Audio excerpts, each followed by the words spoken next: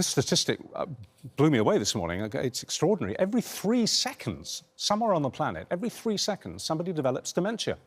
With over 50 million people around the world living with the disease right now. Unless a cure is found, 1 in 3 people born today will die with the disease. One man who knows how devastating the impact of dementia can be is racing legend Sir Jackie Stewart, whose wife, Lady Stewart, was diagnosed in 2014. So Jackie joins us now, along with research fellow from Race Against Dementia, Dr. Emily Hill. Very good morning to you both.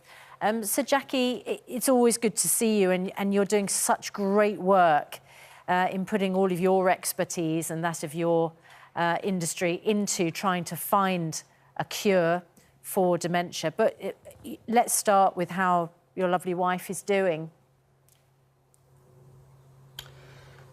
Well, she goes through various periods where there are viruses in addition that are connected to the illness, and when they are ineffective, it's really very serious. We're very fortunate, because of my professional life, being able to afford what most people can't possibly.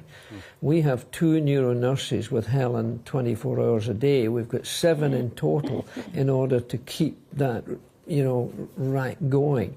But it's a terrible illness, and at the moment there is no cure whatsoever. And for over 40 years there's been no cure. I mean, the medical profession have to change their way of doing business.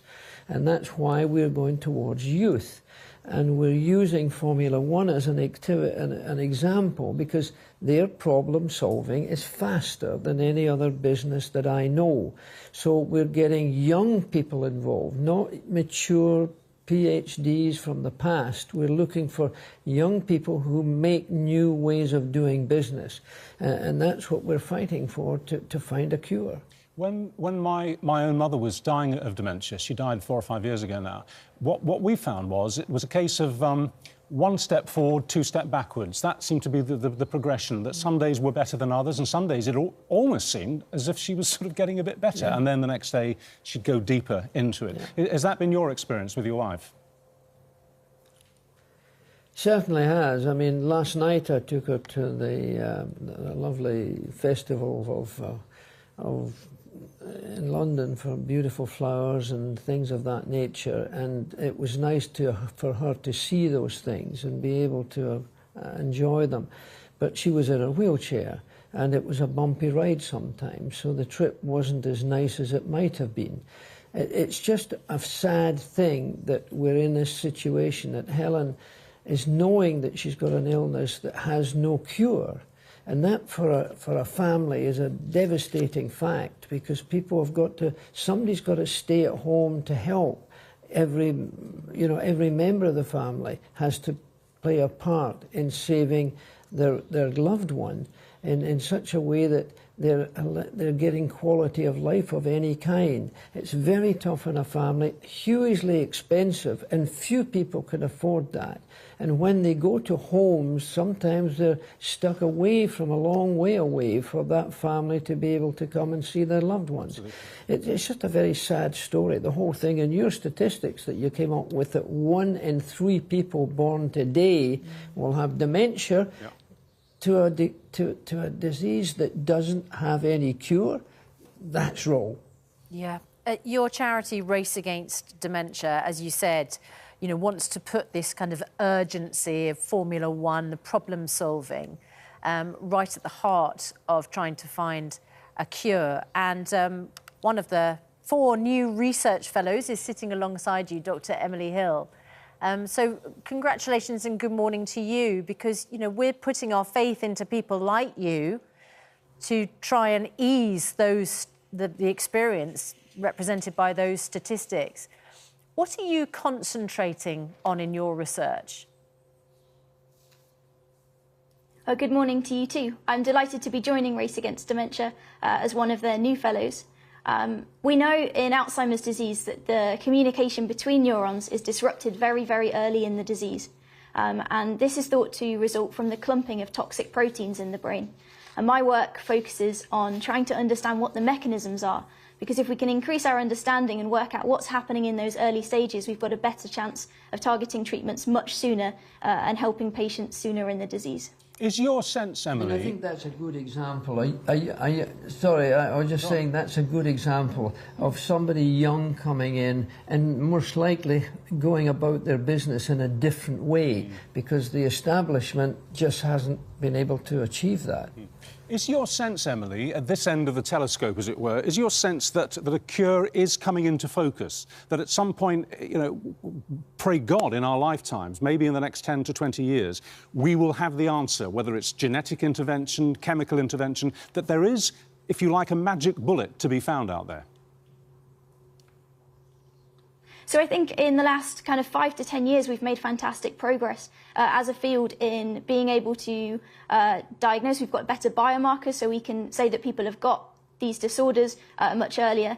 And we've started to be able to develop treatments in order to treat them. So we've seen the FDA approve the first disease-modifying drug for Alzheimer's disease this year.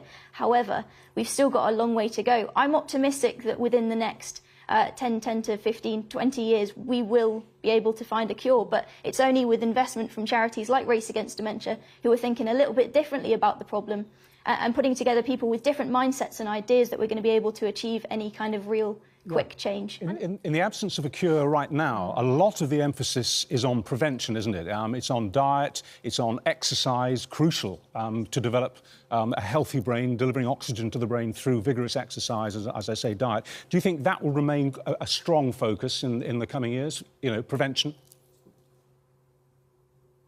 I think so. I mean, the Alzheimer's Society has some fantastic guidance on how people can kind of adapt their lifestyles to try and reduce the risk. So as you say, keeping healthy, keeping active, not only physically, but also keeping your brain active as well.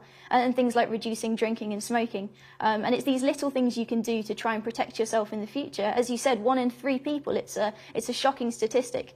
So anything you can do to help reduce your risk is a good idea. Well, more power to both your... Yes, go on, Jackie. A particular route. Yeah, I'm just saying that there doesn't seem to be a route that's gone its way at the present time, because the people who are following for this, really, there's no doctor being able to say, look, we've got something that will help you here. There's just nothing at the present time. No. And when those people go to homes, it's a very depressing experience for them. I go to a lot of the homes. It's a very sad sight. They don't get conversation with anybody else. It's a long day. And to see that happening to my own wife is a real big, I mean, a terrible pain for my family as well as myself.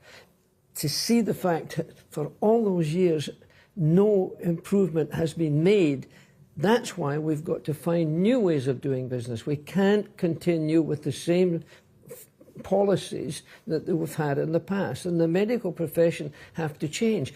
Look what's happened with this virus at the present time. That's been fixed in a very fast time. Yeah, within a very short time, we're getting a programme that's going positively. Yeah. Well, more power to both your elbows, and our thanks for facing up to this enormous challenge and getting stuck in, because that's the only way it's going to be fixed. Thank you both very much indeed.